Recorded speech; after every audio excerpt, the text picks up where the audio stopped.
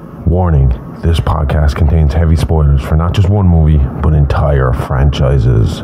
We highly recommend going and watching these movies before listening to us as a companion piece that stitches all the timelines into one creepy, crime-ridden story. There will be no more spoiler warnings.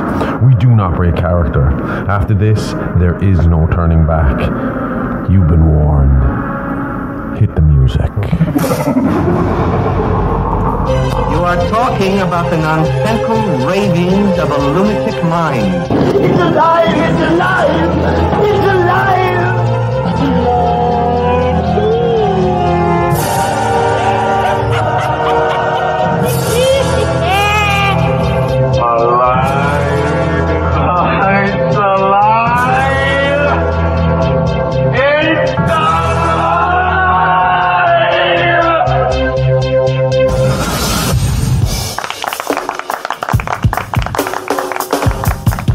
Hello and welcome to It's Alive podcast. This is a true crime, paranormal, interstellar podcast covering unbelievable stories that sound like they were ripped straight from the pages of a Hollywood script. I'm your host, the man of many names, the outlaw Harley Ray, the bruiser Bronson, Dr. HR Smokenstein, THC, or you can just call me Josh for short. And with me, as always, is my very own scream queen, the perfect combination of beauty and brains, the bride, the Smokenstein, the India horror, the expert, the guts and gore, the gorgeous, the sexy Amy Rose. Hi. Hey. Hey. Fucking late. I know. Better late than never. Yeah, but you know what? We put up technical difficulty, right? And I think if we're going to do this, we might as well be honest when we're doing this and kind of, talk about what's really going on. And I think, it'll wrap into what we're going to talk about. I mean, we're talking about mental health today, especially with Michael Myers. How the mental health system failed Laurie, how it failed Michael, how it failed Dr. Loomis himself. Yeah. But I think we could talk as well a little bit about why we were actually late. Okay. And I think I'm going to take a bit of the blame, but I think I saw a bit of it in you as well this week. Really? I'm joking. Yeah, no, you did. You did. I can get anxiety from time to time. And I can't really explain it, and I don't know where it comes from. Well, I do. I suppose sometimes it's probably like a lot of people, money related and stress. And I know a lot of people, get fucking anxiety these days. And I think it sounds like a lot more people get it these days. It's just that we can talk about it better. Yeah. Because I know my mom has told me like that, I think my granddad had a little bit of anxiety at times. And she said there's other members of my family that I know who have anxiety. So, I mean, I know it's there and it just couldn't be spoken about for the longest time. But, when I said technical difficulties, I wasn't talking about a computer. I wasn't talking about the internet. I was talking about a connection in my head. Yeah. That just wasn't allowing me to focus on more. Yeah. Even last week's episode, I wanted to be more serious about Michael Myers. But last week's episode, I needed to do a funny episode where we talked about the lighter side of that subject with urban legends and stuff like that. Yeah. To just decompress, because the social media thing is coming at us hard and fast. Yeah. A lot. Mm-hmm. And that's a lot to deal with and a lot to face into every day. And then on top of it, you got regular life, which is tough enough, and work and all this kind of crap. Yeah. So you're trying to fit everything in. And then there's the guilt as well of we have the two kids who we need to try and spend time with. Yeah. Which is why we kind of used the excuse to watch as many movies with Riley this week as we could to not do what we were supposed to be doing over here. Yeah. But at the same time, we really want this to be a success and we really work really hard on that. And that's another reason why this is late, is because I didn't want to rush the script when I wasn't feeling right and I wasn't feeling good. You wanted it to be okay. And I knew my brain wasn't going to let me do the best work I wanted to do. I know I need to step back, so I promised 2 episodes this week, and that's not going to happen, though. I know that, and I know it's right for it not to happen because it wouldn't be a good episode. Mm-hmm. The stuff I've written for today, you're happy with. I'm fucking happy. Yeah. I can't wait to fucking read. I'm excited. I'm as excited as I was when I was doing the Sawyers. I really am. I feel like the extra time has given me the chance, just the chance to relax as well and get that anxious feeling away. Because when it comes to anxiety, I can't explain it. It's the weirdest feeling. It's almost like being, like you're ready to explode. Like you've so much energy in you that you could explode, but no motivation to use it. So I'd curl up in a ball and close my eyes just as quick as I'd go and run a marathon for you. Yeah. And you know me, a lot of the time in the past, my way of dealing with that has been going for really, really long walks. Yeah, it has. And that's it. It's just to try and get that out of me and give me that time, the quietness to try and get my head straight. Yeah. And that's what happened this week. Was just every time I was getting close to doing a bit of work, I'd start to fucking feel that anxious feeling, that restlessness. And then, like, Riley'd come to me and he'd be like, "Can we watch a movie tonight?" And I'd be like, "You know what? Yeah, let's go do that." I'd take any excuse to walk away from what I was doing. Yeah. Not that was an excuse. I enjoyed it. We enjoyed it. We watched The Thing. We watched... what else did we watch? I can't remember. But he enjoyed them. He did. Well, you had fun, when we did. But we were kind of using it as an excuse to kind of try and give ourselves a couple of seconds to get our brains back functioning. And do you think as well that it might have had something to do? We really enjoyed this experience, but with the interview, I felt that same imposter feeling that I felt at the start of doing the podcast. Not as bad, but it was still there. I felt like after I did it, I enjoyed every second of it. Yeah. We did an interview for the Horror Realm with Travis Bruce on YouTube.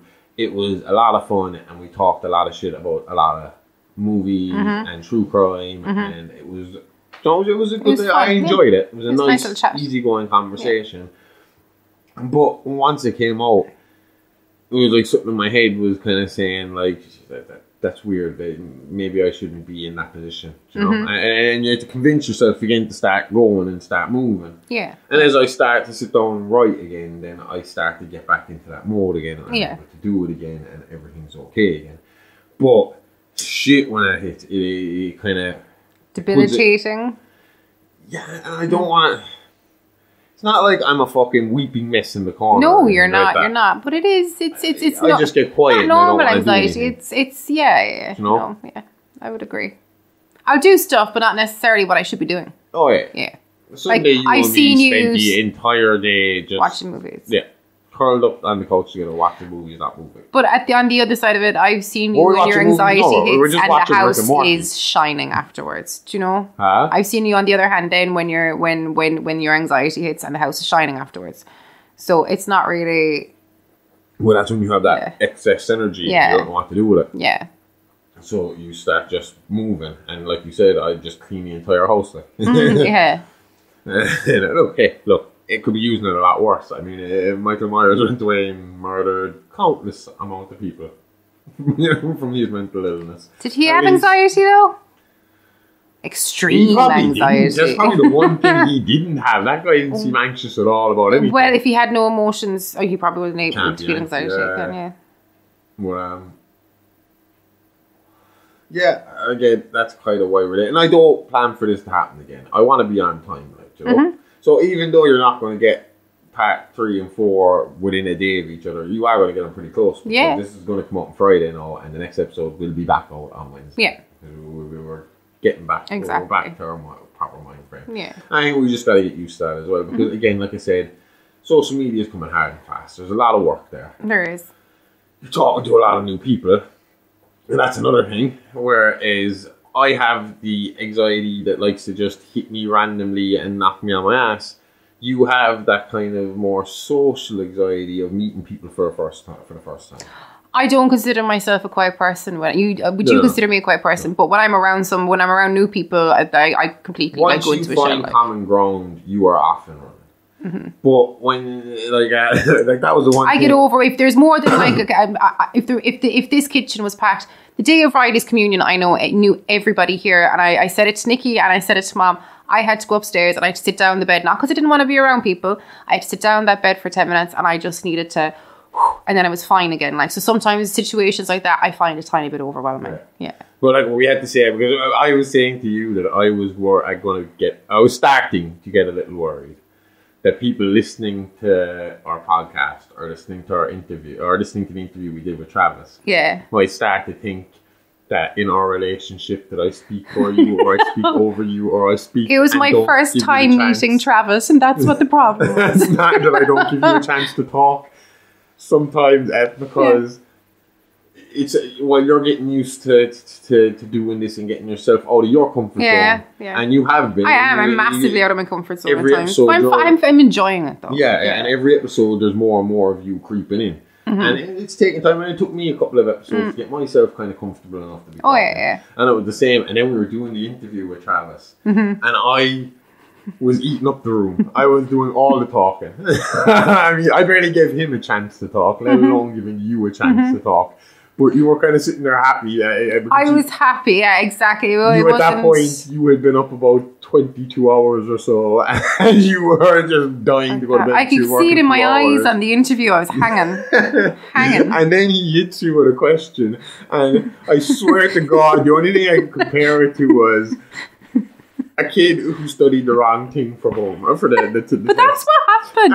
And Travis turns around to you, and he's like, who is your favourite final guy? And you're like, what the fuck is a final guy? I've been studying slashers all week from Behind the Mask. My mind just went blank. I know what a final girl is. And you were looking at me and hitting me. But the problem was, I knew he had directed the question. I knew he had directed towards me as well. Because I hadn't spoken and it was going to give you a chance to get I had spoken, but just not much.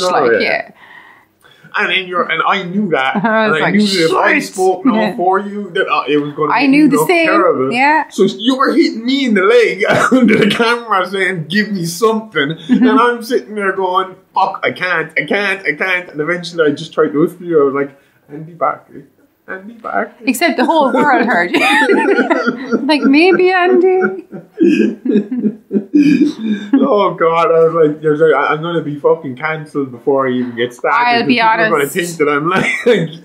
Once that question was put to us, I was absolutely fucking dreading the next two. I was like, what's coming after this? But they were okay. They were okay questions. But again, you set off, like, your answer to the next question set me off talking again for about 10 minutes. Well, because it was about the Sawyers.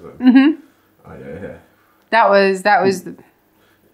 It was about our favourite true crime subject that we had covered, and the shitty urban legend that went with it, which was the 2022 thing. Yeah. We were talking about how we enjoyed that viral video that went around, got them all those influencers cancelled. Oh yeah. Thing. That we spoke about at the end of The Sawyers Part 2, I think it was. Yep.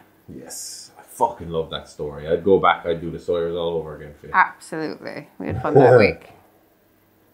What did we watch last night? It was very you were like, oh, this is very like the dinner scene from The Sawyers. Oh, the Rocky Horror Picture Show. The Rocky Horror Picture Show. I said that's what when I think about how The Sawyers must have been. The Rocky Horror Picture Show with a lot of dust and bones is how I pictured it. Cool movie, but you know it's based on a true story, or an alien true story about with these three people.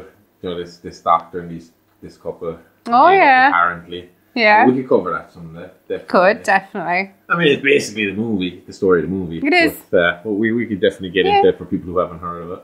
Have a look at it. It would be a cool sci-fi one for us to look into, because we're not just about serial killers here. We are going to look at some ghosts. We are going to look at the skies and see the aliens.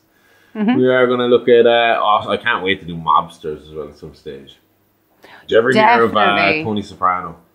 No. Oh, he's a guy we got to cover fill me in later. Or Walter White. That guy was a gang lord. Heard of Walter White. Everyone's heard of Walter fucking White. But we definitely got to cover those guys as well at some stage. But for today, we will stick with the scary serial killer guy. We will. Talk a bit about them. When we last left Haddonfield 2 weeks ago, Michael Myers had just been apprehended. 10 bodies left in his wake, 8 of which had been the product of the previous few hours of work Michael had undertaken since his escape. The other two being his sister Judith and his father Peter, both of which he murdered in the 60s before even hitting puberty. Now, last week we told you all about the urban legends, cults and copycats of the Shape Michael Myers, and to be fair, we had a lot of fun with it. Even if by the end of the story us Irish weren't looking so hot.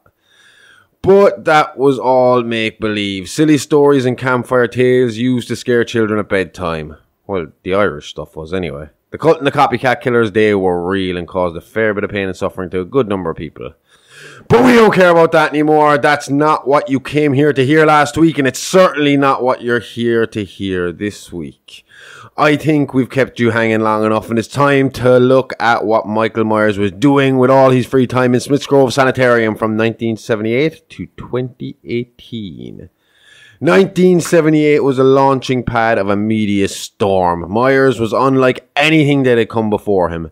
We're talking about the golden age of the serial killer. The Babysitter Massacre of 78 was already in the wake of the Zodiac Killer, the Son of Sam, Henry Lee Lucas, Otis Toole, and during the reigns of Bundy Gacy, the Golden State Killer, BTK, and Jeffrey Dahmer. Yet all eyes were on the freak, the Shape, the Boogeyman, Michael Audrey Myers. Loomis had given up hope on rehabilitation, and as you said, this was the golden age of the serial killer in American media. People were and still are obsessed with psychopaths. Lucky for us. But that's not what Loomis wanted. Loomis had learned from years of mistakes and study. He knew Michael's ability to corrupt and manipulate without uttering so much as a word. His original recommendation to the courts was that Michael be destroyed. Put to death, his evil spirit banished from this world, never to harm an innocent soul again. But Michael had long been deemed insane by the courts, so he couldn't be held accountable for his actions.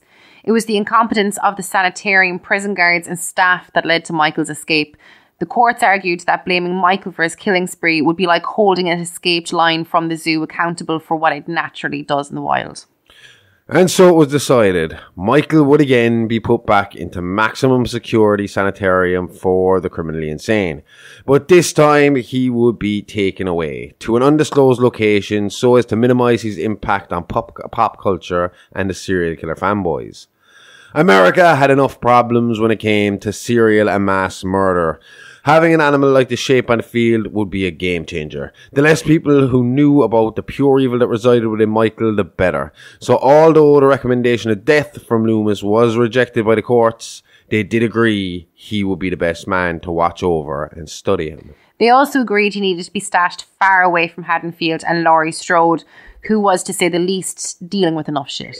Yeah, needless to say, Laurie did not come out of the 1978 event unscathed. All her friends were dead, and an encounter with the living embodiment of the boogeyman had left her suffering from pretty intense PTSD. Every time I read a line where all her friends are dead, I just go straight into, is it Turbo Negro that do that song? All my friends are dead. Oh, yeah. PTSD that was not fully understood at that point in time, leading to Laurie slipping through the cracks in the system, turning to alcohol and prescription drug use to deal with her feelings of utter fear and despair. I wish I hadn't put a joke in the middle of that. That's pretty serious. It must have been tough on her. I mean, like you just said, she saw this man as the living, breathing boogeyman. Or I just said that, didn't I? Yeah. Knowing that he was still out there, not knowing where he was, how would you ever relax again? You wouldn't, basically.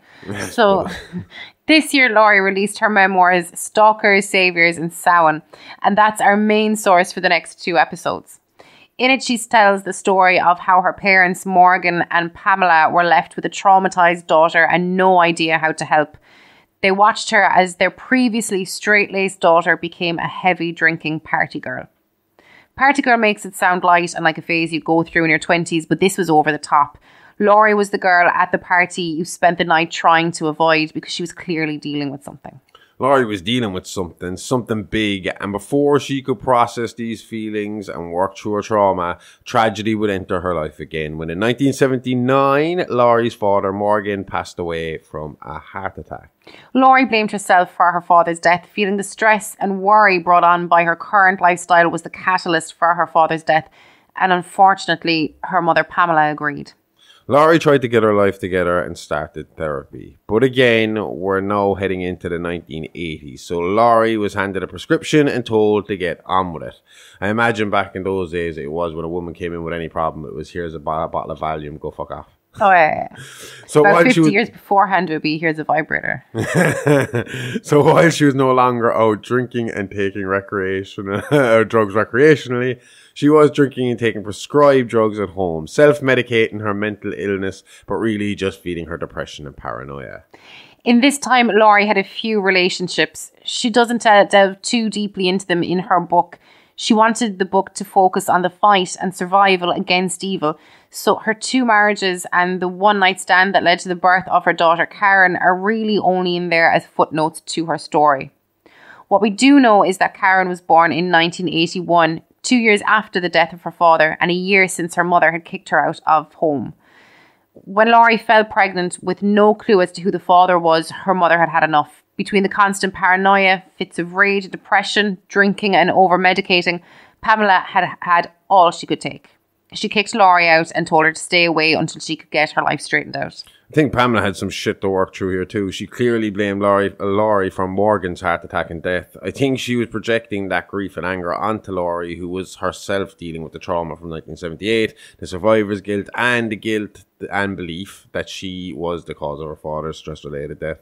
Two of them needed therapy. Huh? They needed therapy. Oh yeah, like grief therapy or something like that. But I mean, like, it must suck because she kind of was a little bit to do with the extra stress that the man was under, you know. But again, it's not her fault. I mean, it's victim blaming, isn't it? Yeah, yeah. You know? And again, I think if someone's having like constant fits of depression and rage, that's not really their fault either, unless it's like drug induced or whatever. But for her, that is trauma. Like, you know, showing the lack of understanding for mental health at the time. Exactly. Laurie's idea of getting her life straight was prepping.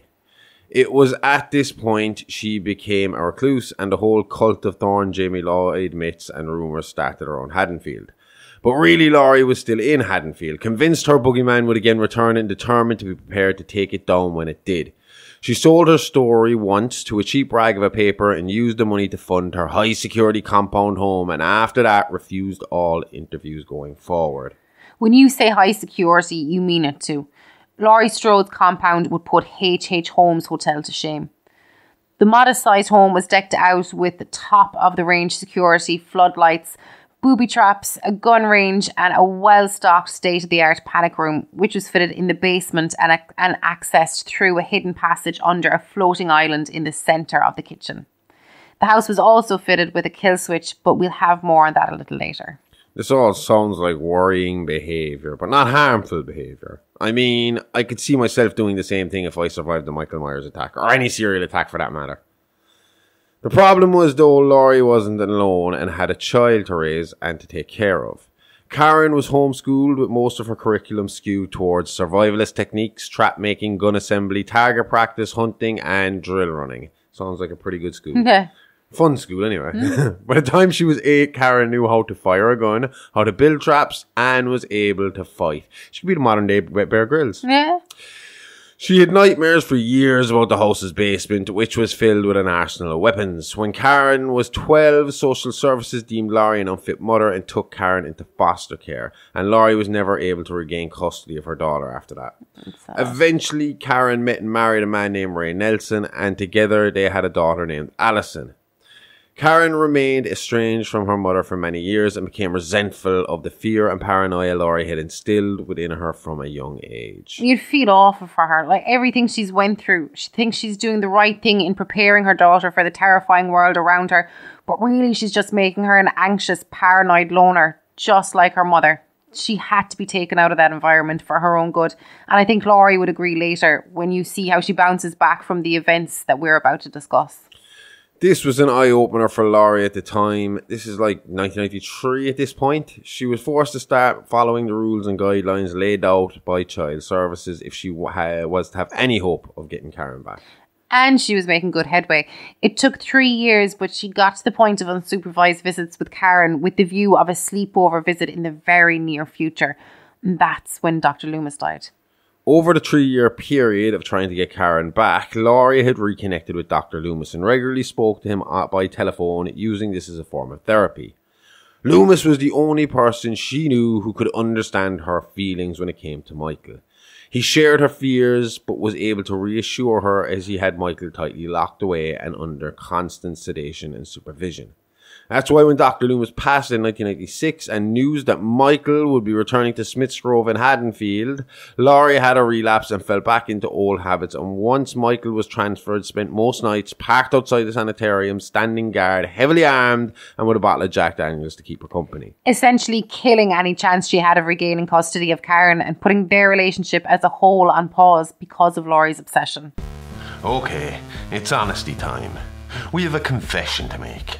We suck at socials, no good at Insta, can't send a tweet or an X or whatever that super villain looking motherfucker is calling it now. Stick to your space cars, Elon. But we know you want to chat. You want to be kept updated. You want to be alive all the goddamn time. So we're getting down from the antisocial soapbox and giving this a try. So come chat to us on Insta and Twitter at AliveAlivePod, or hit us up by email at itsalivealivepod@gmail.com. We want to hear from you. Tell us what you like, what you don't like. This is a project. It's still a work in progress, and we just want to give you more what you like and less of what you can't stand. So give us a like, give us a follow. We'll always hit you back, and we'll always try to reply to everyone. So come say hi. We don't bite. Well, at least Amy doesn't. And she keeps me well fed, so you got nothing to worry about. Now, back to the show. So whose bright idea, you might ask, was it to return Michael Myers to Haddonfield, Illinois, given all the history and survivors left in the community? Well, that's where Dr. Ranbir Sartain comes in. Dr. Sartain was a student of Dr. Loomis and had become fascinated with Michael's case.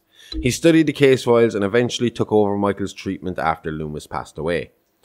He would continue to try and reach Michael to understand his motives, but all his attempts were fruitless.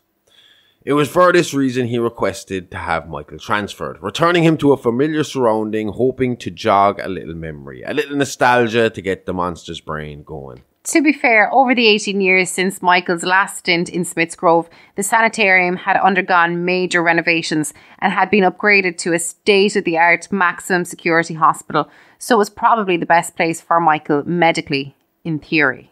In theory, yes, but in practice, not so much. Michael showed no improvement upon his return to Illinois, and the clock was ticking for Sartain to get results. I say ticking, he managed to drag Michael's time in Smith's Grove out for another 22 years, convincing the courts to allow him to try every experimental drug and therapy style in the book.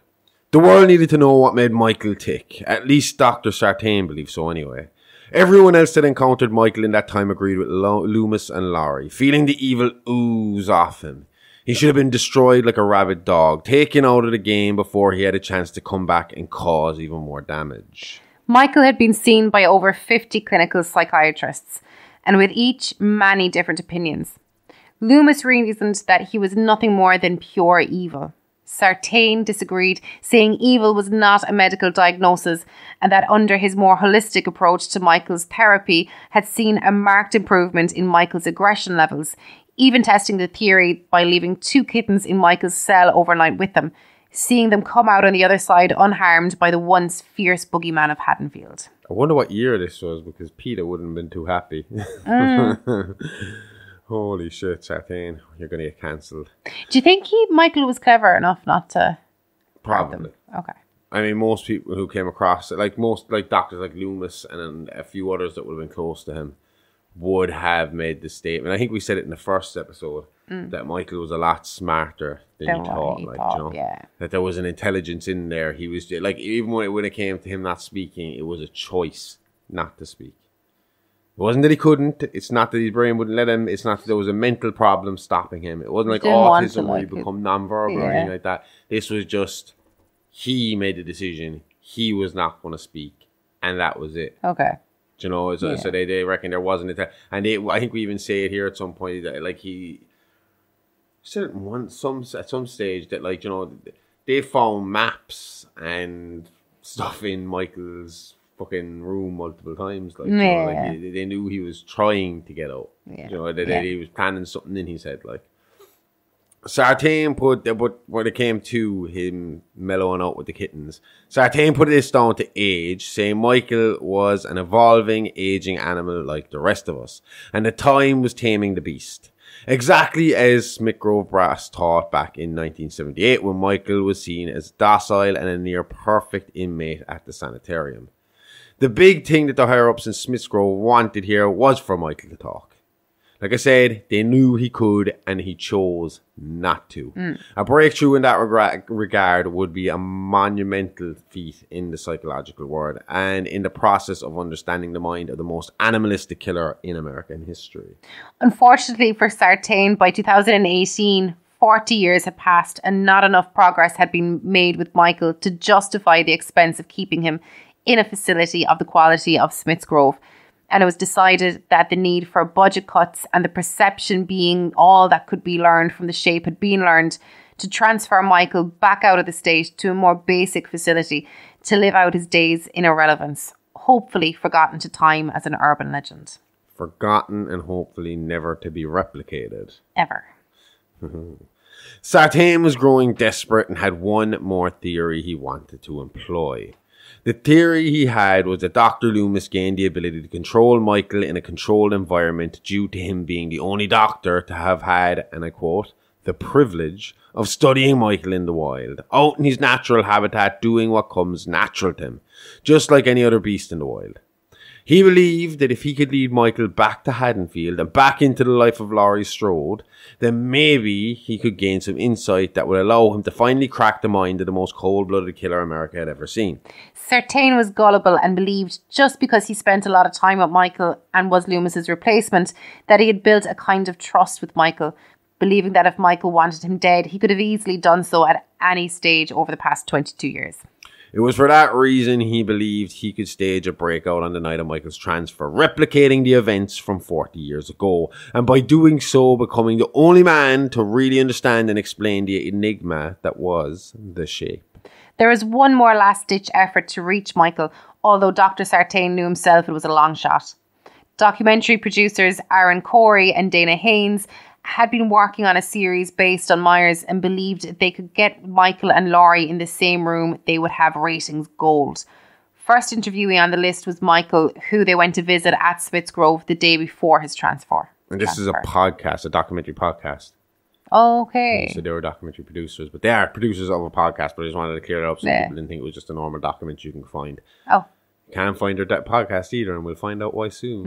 Yeah, they were really throwing everything at the kitchen sink at this. You know, this whole thing highly broke sanitarian protocol. But like you said, it was a last-ditch effort, so it was now or never. Yeah. The podcasters arrived during rec time, and after going through security and signing their lives away with liability waivers, were directed to the yard by Dr. Sartain, who filled them in on his time with Micheal as they went along.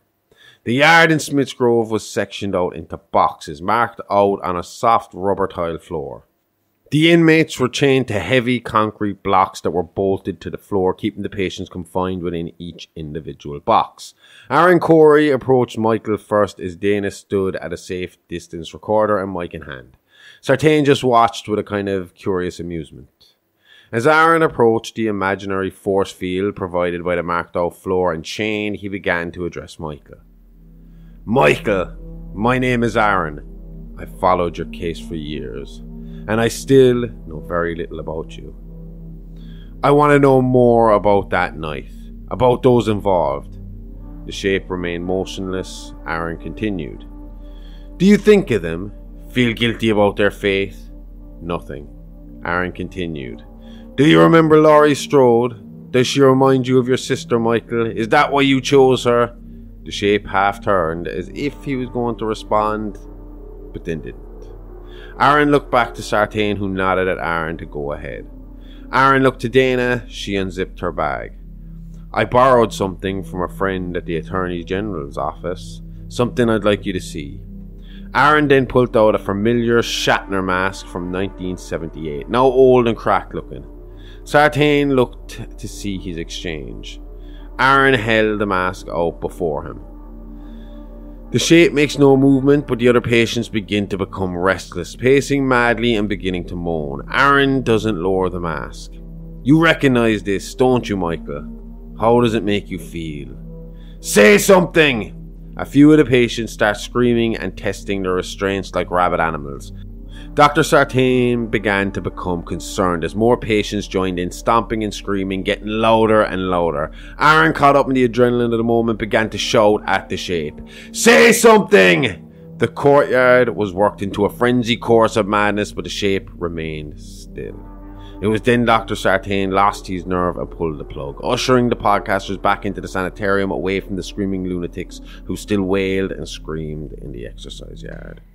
Sartain was nervous but agreed that if Corey and Haynes could convince Laurie Strode to return before Michael's transfer later that night, Then he would allow them the time and facility to allow for the 40-year enemies to come face to face for what the podcasters hoped would be a breakthrough moment, and Sartain hoped would allow him one more chance at some insight before he took on more drastic measures.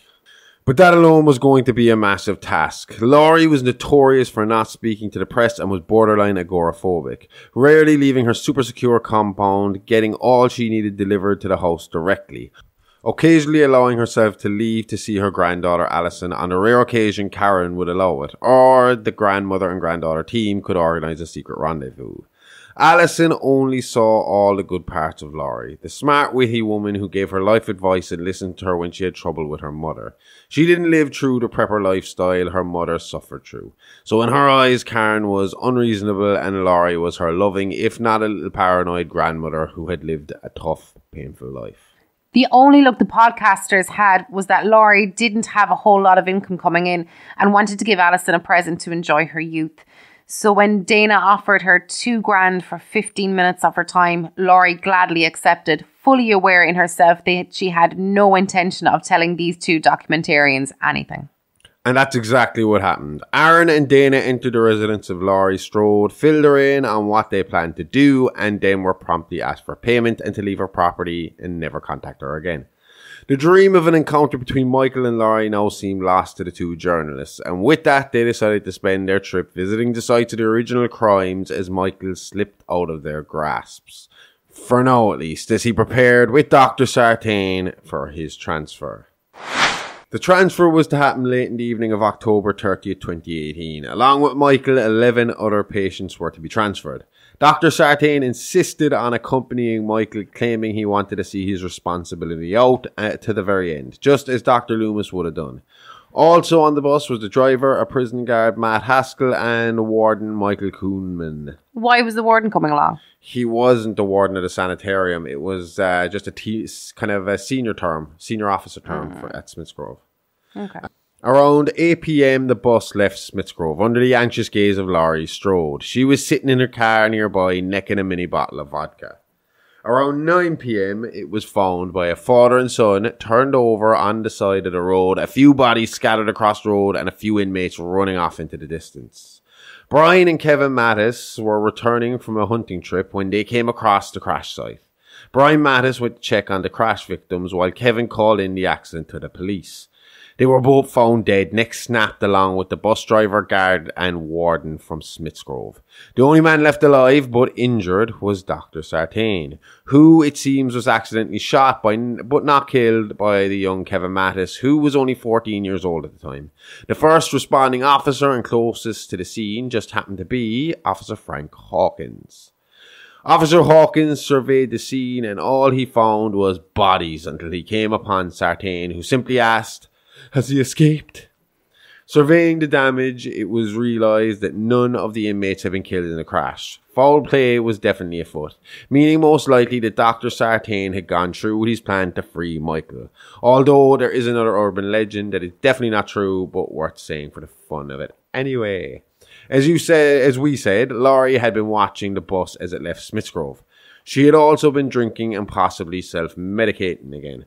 This was a very difficult experience for her. Last time Micheal was out of Haddonfield, she was going through the worst phase of her life. Constantly paranoid, not knowing where the boogeyman was hidden away or if he could get free. And worse again, she didn't have Loomis on hand anymore to put her mind at ease and keep a close eye on the Shape. So after it was all said and done, rumours started. Some of the townspeople of Haddonfield blamed Laurie for the events that were about to take place. They said she drew the boogeyman back to their once peaceful town.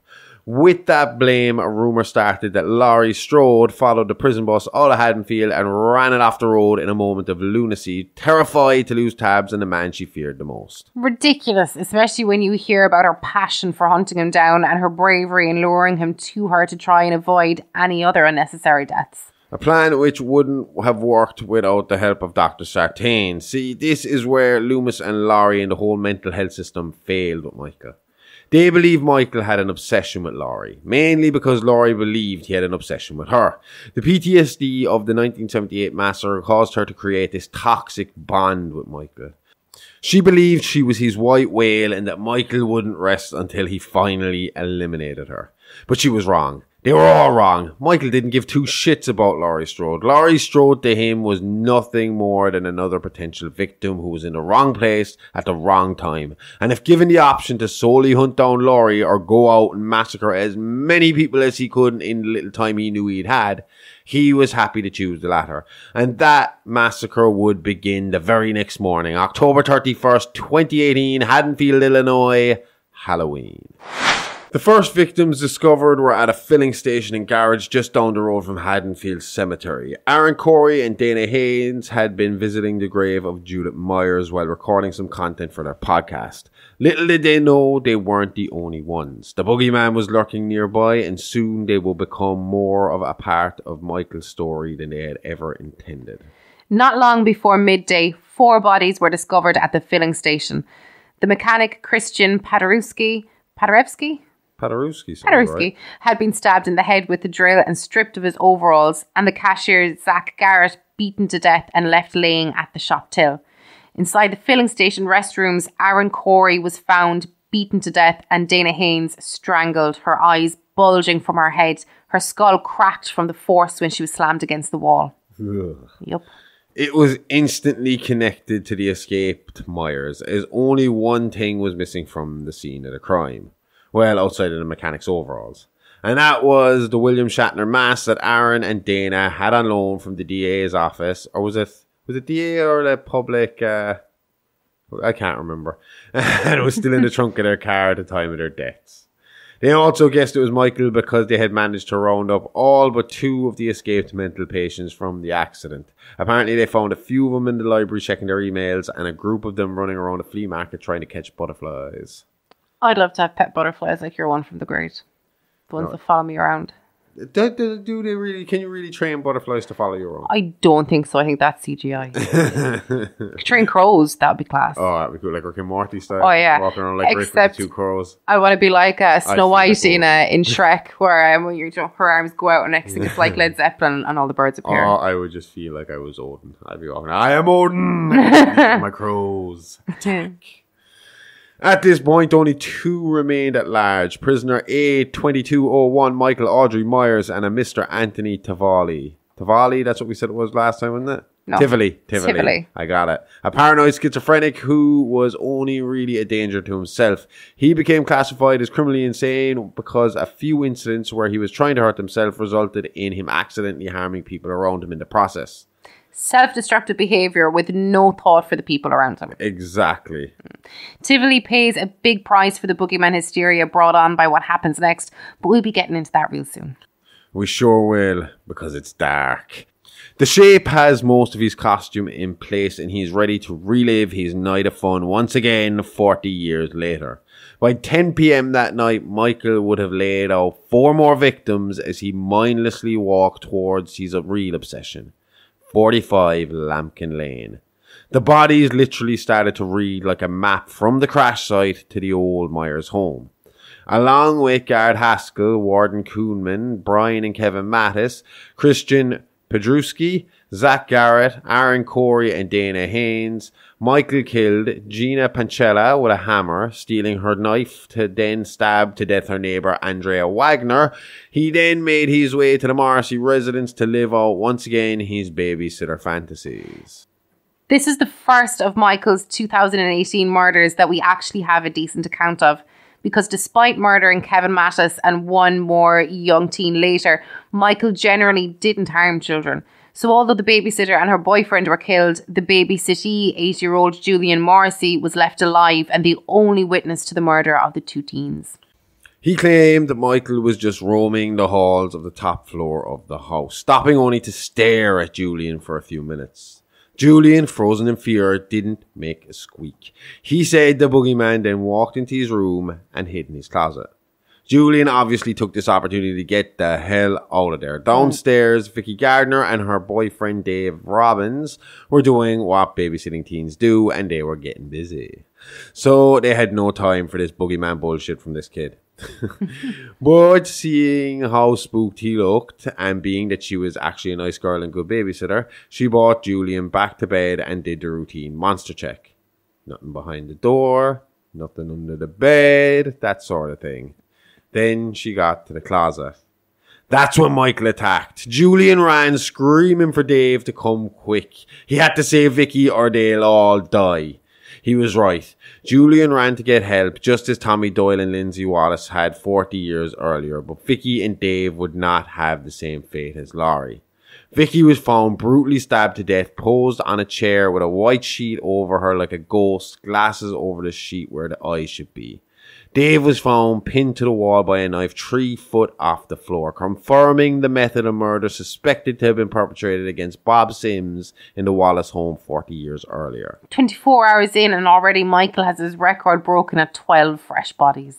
Cops hit the scene fast after Julian raised the alarm at a neighbour's. Again, Officer Hawkins was first in the scene, followed closely by Laurie Strode, who was keeping tabs on the night's goings-on using her own police scanner. Hawkins and Laurie were so fast to reach the residence that they got there before Michael could leave. He took so much time setting up the bodies, it gave them the upper hand. As Hawkins surveyed the damage, Laurie followed orders and stayed outside, waiting for word from Hawkins on the severity of the situation.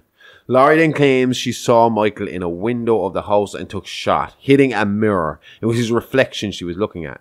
And Michael passed by Hawkins like a flash, down the stairs and out the door, back on track to Lambkin Lane. Laurie says she hit him at least once in the shoulder as he got away, but as usual, the gun blast did little to slow Michael down. It wasn't long before first responders and reinforcements hit the Morrissey home. Sheriff Omar Barker, the man in charge when it came to law enforcement in Haddonfield, also arrived, bringing along with him an up and moving Dr. Sartain. He told Sheriff Barker and Officer Hawkins that the bus lost control after Michael overtook the first guard, then the driver. He is no longer dormant. I saw him kill with my own eyes. He only knows how to keep moving and to keep killing. And he will kill and kill again unless he is captured. But why didn't Michael kill him when he was killing everyone else? Oh, he had an answer for that too. I tried to hide, but he found me. Locked me to a seat. He looked down at me. I closed my eyes, and when I opened them, he walked away. Or he gave you a pass because you freed him. Yeah. Barker told Hawkins to bring Sartain along with him on his search. He might be a little eccentric, but his insight when it comes to Michael could help in the case. Hawkins reluctantly agreed. This is also famous for being the one and only meeting between Dr. Sartain and Laurie. It's said that Sartain looked almost starstruck at the sight of Laurie and fumbled over his words trying to get questions out. This is also when Hawkins says Laurie admitted to praying for years that Michael would escape so she could finally kill him, lending some credence to the myth that she actually drove the bus off the road. Yeah, but if she had, then Sartain had enough time to tell the cops the accident was caused by a car pushing them off the road. It would have suited him down to the ground because his plan would take action and he genuinely would not be at fault. The fact that he told Barker and Hawkins that it was Michael's doing tells me that the crash was a part of his plan and not Laurie's. While all this was going on, the high school was holding its annual Halloween dance, which was being attended by Laurie's granddaughter, Alison. Alison said after a fight with her boyfriend, Cameron, she left the dance early with their mutual friend, Oscar Berlucci. Berlucci was a bit of a class clown and a fifth wheel in the group of Alison, Cameron, Vicky and Dave. Call back to Woodsboro and Ghostface. He was like the Randy of the group. Yeah. And just like Randy, he had the hots for the girl he couldn't have. His best friend's girl, Alison. But as they were arguing and he and Alison were alone, he did what every friend-zoned male would do and seized the opportunity, hoping to whisk Alison off her feet while she was still on the outs with Cameron. And just like all the friend-zone guys before him, he failed. Just because a girl is nice with you doesn't mean she wants to sleep with you. Really? Yeah. Oh. So she pushed him away and left him laying in this yard they had cut through for a shortcut. She was about 100 yards away when she heard Oscar screaming, but not just any screaming, like it was pure panic and terror. And just as fast as it started, it stopped and there was silence. Alison ran back to find Oscar laid out like a kebab, skewered by the sharp tips of the gate he was trying to scale when he was attacked. Alison said she could hear him breathing before she saw him. Then the pale white face emerged from the darkness. She was eye to eye with the animal her grandmother had always warned her about. The boogeyman was real and he was coming to get her. With Michael still in a fenced-off yard, Alison took the chance to run, screaming for help as she went. This obviously caught the attention of the local residents who phoned it in. Hawkins and Sartain were close by and came to get Alison. They searched the nearby area and called out the coroner for Oscar, but Michael was again missing. But they were fast. He couldn't have gotten far. Sartain grilled Alison about what she had saw as Hawkins kept his eyes on the shadows, looking for any movement to give away the shape. Alison then began to freak out and pointed out the window. Hawkins saw what she saw and without any hesitation ran his squad car right into unflinching Michael Myers, knocking him to the floor with force. This is when Sartain would show his true colours. Hawkins wanted to end it now. He got out of his car, gun drawn, ready to fill Michael with holes. Enough holes that this time he definitely wouldn't be getting back up from. But Sartain got in his way, refusing to let Hawkins kill state property. He then slipped the scalpel from his pocket and stabbed the officer in the neck. He stabbed him once more to keep him down.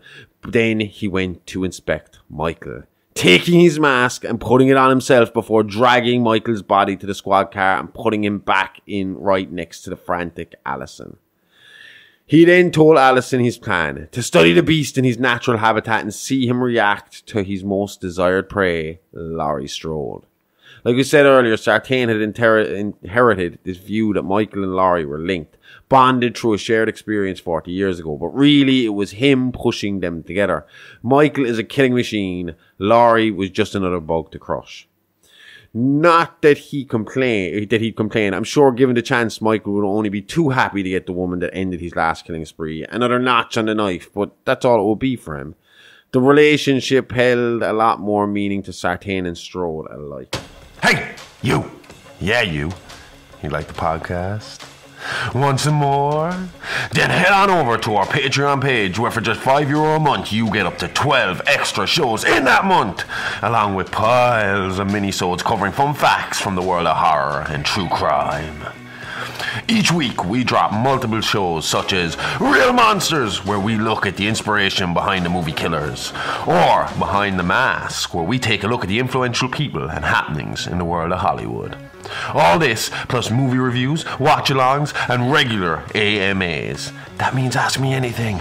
You really do get a bang for your buck. And by bang, I mean like podcast. I'm not soliciting or anything. Shit. Moving on. For just €5 a month, all this could be yours. So head on over to www.patreon.com/IAApod. That's www.patreon.com/IAApod. And start listening now. As they drove to the Strode compound, Sartain began rambling, telling Alison how he couldn't really get results from Michael as long as he was locked away. He had tried for years to get him talking, but not once had Michael uttered a word. Alison, thinking quickly on her feet, told Sartain Michael had spoken to her. Just one word. But she wouldn't tell him until he pulled the car over and released her. The manic doctor, clearly out of his mind and delusional from years of working around and failing to understand the pure evil that was the Shape, pulled the car over only yards from the Strode home and demanded to know what it was that Michael had said. Was it his sister? Was it Judith? He screamed as Alison pleaded to be left go. Almost like a trigger word, the sound of Judith's name woke Myers, who quickly started to stomp the front seat with his 2 feet, driving Sartain headfirst into the steering wheel. He then got out of the car, dragged Sartain out and stomped on his head until his head was completely crushed. Alison, who had used the diversion to escape, saw the murder take place from a nearby wooded area where she hid. She then ran from there to join her family at her grandmother's house. There was a squad car parked right outside Laurie's in case Michael did turn up, and they noticed the commotion a few yards ahead of them. They were slow to approach because it was another squad car and it hadn't done anything out of the ordinary yet. But as the car sat there longer, they felt they needed to approach. They were later found inside the Strode residence, one with their throat cut, the other with his head completely decapitated, sitting on the first officer's lap, his torch stuck up through his neck hole, making him resemble a jack-o'-lantern. Yuck. Mm-hmm. Sartain's plan had been a success, even if he wouldn't be around to study the results. He had reunited old foes in Michael Myers and Laurie Strode, and Laurie was determined it would be the final meeting. She had prepared for this day for 40 years. She just needed to follow the drill. lure into shape, get him in the trap, then hit the kill switch. It was perfect, and it was about to all fall together as planned. For most of them anyway. There would be one more casualty in the Strode home before Laurie would face Micheal, and that was her son-in-law Ray, who was found strangled to death in the front yard later that night. It's hard to fully explain, but Laurie's house had like rolling security gates on every door in the house, like you'd see on a shop when they locked up at night. She sent Karen to the basement panic room while she went to lure Micheal towards her and to check for any sign of Alison. She searched each darkened room with a shotgun and a spotlight torch, closing off each door as it was cleared. Then, just as Alison came into the house, Micheal struck, attacking Laurie, knocking her from an upstairs window just as she had done to him in the past. And just in the same way, he looked away, looked back, and Laurie was gone. Micheal then heard all the commotion coming from the basement, with Karen trying to get Alison into the panic room before it was too late. They were making a lot of noise in the process, almost like they were trying to draw attention to themselves. And they were. The basement wasn't a panic room, it was a kill room. 3 generations of Strode shot at, stabbed, and beat Micheal until he fell into the hole in the floor leading to the basement.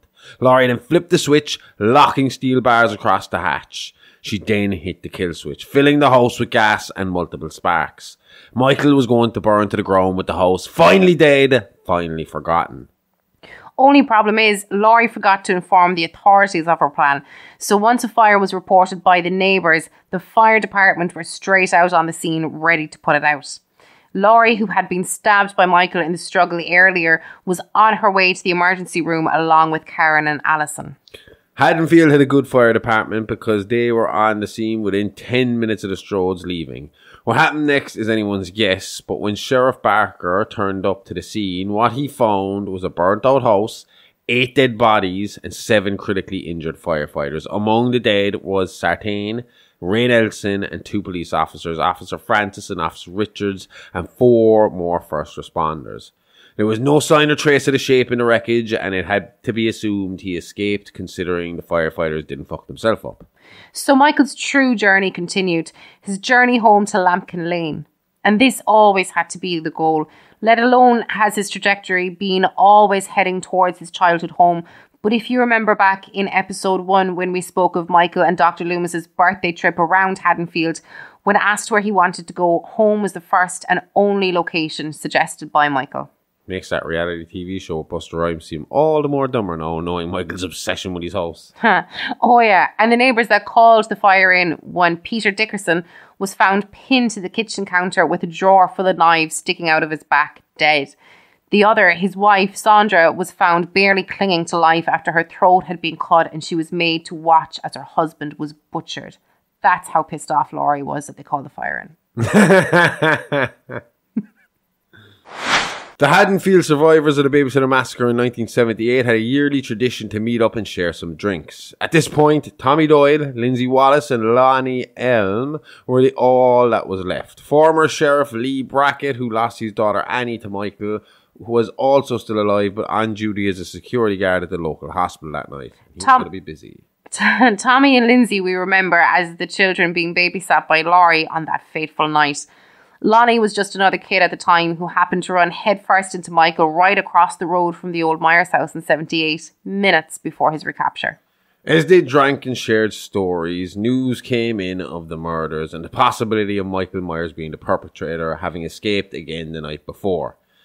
Tommy, now a man in his 50s, had no intention of running this time and rounded up a mob around Haddonfield, hell-bent on finding and lynching this monster that night, to finally put an end to the evil that was Michael Myers. Literally, the mob roamed the streets chanting, "Evil dies tonight." And I was kind of joking about the Lee Brackett being a security guard in the hospital and him having a busy night. That's because after Laurie and her family arrived there, the place kind of became like a central hub for the Myers search. So the police were there, all the first responders there, and there was a fucking bunch of families there, obviously looking through bodies and wounded to see was any of their family there. But because of this, then the mob that Tommy started to fucking build up all started to congregate here as well.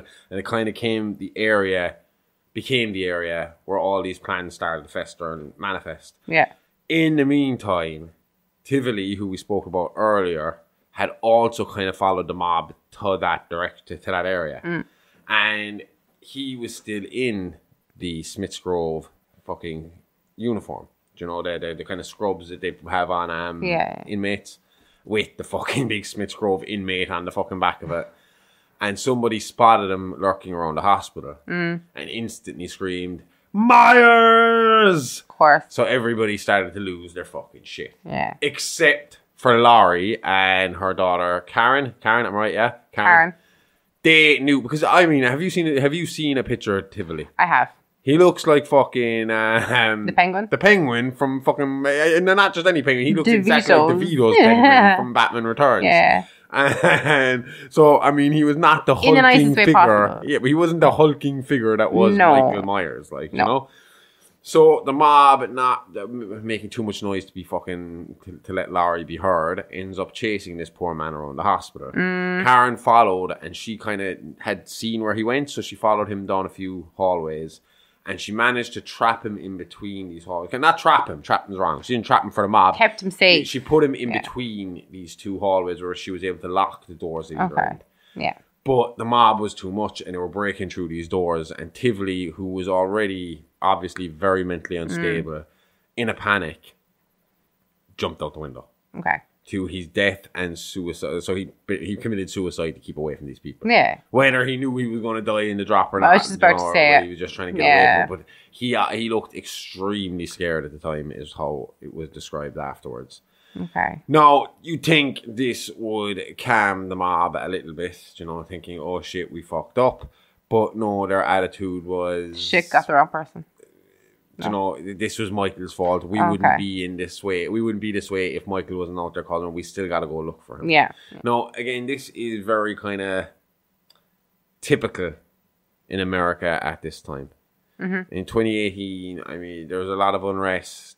Is Trump in office in 2018? He's in office. He was 2016, wasn't he? Yeah, so there was a lot of unrest in the country. These kind of mobs were becoming normal. You know, you and me see it a lot, and we saw it a lot in the news where you have Black Rights Matter, gay rights matter, lives matter. Fucking then there was the gun nuts and the racists coming out with all lives matter, even though they didn't give a shit about anybody bad or their own fucking group. Yeah. You know, so this was becoming the norm, and we see this here again. They were kind of like, it's almost like the gods were fucking telling them, you fucked up, look at what you've done to this man. And instead they took the message and completely twisted it to their own agenda, exactly. Yeah. And that's again, seems to be something that's very typical in America. Now, we need to be careful, because I've heard from other podcasts, some of the hardcore Americans, if they hear this, will go on a tirade on us online, like, and start freaking out because we're Irish and we don't know what we're fucking talking about. We got the news here too, bitch. I watch CNN. I try to stay away from American news, to be honest. But it is interesting. Yeah, when they had their election, it was cool. And when the war broke out between the Ukraine and Russia, I followed a lot of it on CNN and shit like that. Yeah. On the American channel. Oh, I came down early and you had it on. It was just quicker moving news. And it kind of... No. You change channel, you get a different opinion. Yeah. It's a very... broad 50-50 split when it comes to America on what you're going to get depending on who you're watching. Anyway, as we said, Tivoli's death did nothing to disperse the mob. In fact, it caused them to dig their nails in deeper, even gaining Alison as a supporter, who left the hospital to join the search against her mother's wishes. After a few hours of driving around, a small group led by Lindsay Wallace came across some kids in a playground. Lindsay begged them to go home, but they said they were having too much fun playing hide and seek with the pervert man. And besides, they were waiting for their friend Dennis. That's when Lindsay said she saw him, standing there holding what looked to be a mask, blood dripping from its neck. Dennis, and the only or second incident of child murder by Michael. Dennis would have been about 13 at the time, so I'm not sure where he's cut off age when it comes to children, you know. At this point, it seems like once you're a teenager, you're fucked, because that other kid was 14 as well. Okay. But any kid he has ran into that has been under the teen age, they survived him, so you wouldn't know. Tommy Doyle was next to come onto this scene, discovering Lindsay's search team of Marcus and Vanessa Wilson dead and tied to a swing set. Dennis's head resting on Vanessa's lap. Lindsay, seeing Tommy, came out of hiding in hysterics and told Tommy of everything she had just witnessed Micheal do. Tommy and Lonnie split up in their search. Tommy and Lee Brackett coming from one direction with Lonnie, Cameron and Alison coming from another. It was Lonnie that first made the connection to Lambkin Lane and decided that would be a good place to start their search. Lambkin Lane had been sold and renovated years earlier by an awesome couple by the name of Big John Soto and Little John Mosey. The couple referred to each other as Little John and Big John due to the obvious name clash in their relationship, and were a happily married couple living out their fantasy life on 45 Lambkin Lane. They didn't mind the history. In fact, the Johns used to love playing up to the fact that they were in the Myers' death house every year, decorating it to the max and scaring little kids with tales of Michael Myers. They were found stabbed and posed exactly as they were in a photograph that lay right next to them. A photo of happier times with Big John laying in the grass, his head resting on Little John's lap. According to Alison, the house was in darkness when her and the Ellams arrived at the house. Lonnie went in first, telling the kids to sit back and call for backup. Then some shots rang out inside the house. Cameron, worried about his father, disobeyed his wishes, following him into the house, with Alison right behind him armed with a shotgun. She said they searched the house only to find the dead Johns, and as she examined the scene, she heard Cameron scream. When she ran to the hall, she could see him struggling with Micheal. Alison tried to help, but Micheal swatted her away like a fly, knocking her down the stairs and breaking her leg. Micheal then proceeded to stab, beat and brutalise Cameron, all as Alison begged him to stop. Then she hit the right chord. She antagonised him in just the right way. I'm the one you want. I'm just like your sister. Same age, same hair colour. It can be just like it was that night 40 years ago. She got Michael's attention, but not his mercy. And as he turned to walk towards the broken-legged, helpless Alison, he grabbed Cameron by the head and snapped his neck in a manner that looked like it was nothing but a loose end he needed to tie up. No reason, no emotion. Micheal closed in on Alison, raising his knife. Alison screamed, "Do it! Do it!" But she wasn't talking to Micheal. While all this took place, Tommy and Lee had met with Karen and they had formulated a plan. Just as Micheal was about to bring the knife down on Alison, Karen came from behind, sticking Micheal with a pitchfork, knocking him to the floor, again, temporarily.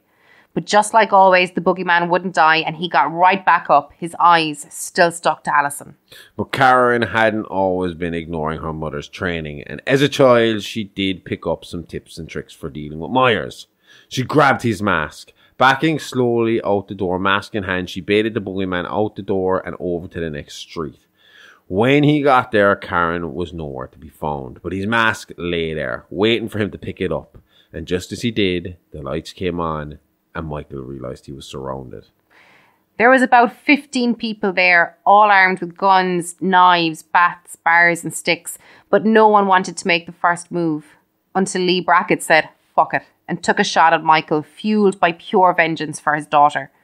Then Tommy took a shot, followed by others. Karen couldn't stay to watch and ran back to see Alison, assured the mob would finish the job.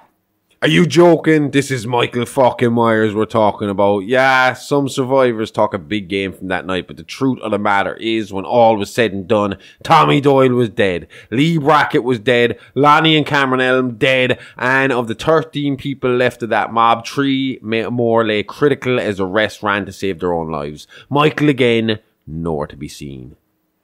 The last action of Michael Myers in 2018 would be his worst, for Laurie at least.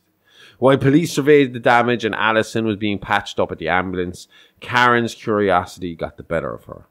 What was Michael's fascination with his sister's window? What had he been looking at for all those years? So she went to look, and was found there 10 minutes later, bleeding from her neck, unresponsive and pronounced dead moments later.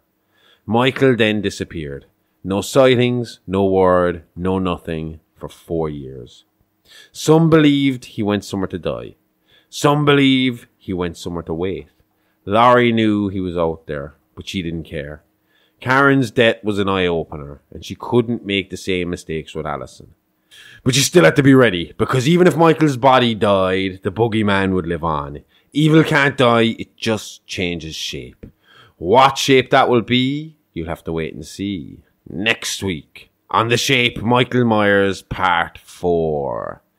And if you liked all that, go check out our Patreon exclusive shows, Behind the Mask and Real Monsters, where we look at the ingredients that make up this show. A little bit of movie, a little bit of true crime. Until next week, though, that's it. I'm Dr. Harley Ray Smokestein, THC. And I'm Amy Rose. It's Alive Alive, all the guts and gore with none of the guilt. See you next week. Same Alive Alive time, same Horrorverse channel. Love you, bye-bye. Okay, lady, I love you, bye-bye.